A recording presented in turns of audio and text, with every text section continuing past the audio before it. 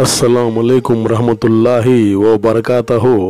मोअज़्ज़िज़ नाज़रीन, आज की छोटी बात यह है कि माशाअल्लाह जिसका मददगार अल्लाह के सिवा कोई ना हो, ख़बरदार इस पर जुल्म ना करना।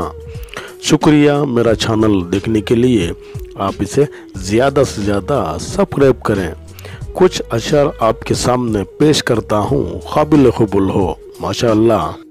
मर्ज़ मोहब्बत और मौत ना होती तो इंसान कहाँ ख्वाबों में आना था। गुफ्तगू कीजिए मगर एहतियात के साथ, लोग मर भी जाते हैं अल्फाज के साथ। नमाज और कुरान ये वो सच्चे ऐसे साथी हैं जिनका साथ दुनिया से खब्र, खब्र से हश्र, हश्र से जन्नत ले जाएगा। बेमतलब बेफुजुल बेकार नहीं हैं, नए दौर के रिश्ते हैं साहेब, बस वफादार नहीं हैं।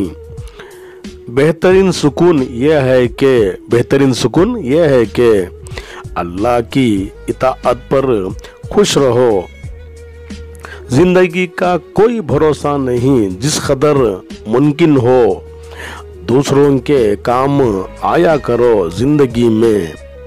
क्या भरोसा है जिंदगानी का यारो, इंसान बुलबुला है पानी का, इंसान बुलबुला है पानी का।